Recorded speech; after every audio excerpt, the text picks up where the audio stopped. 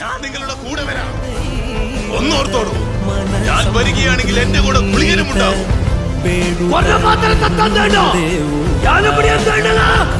ഞാൻ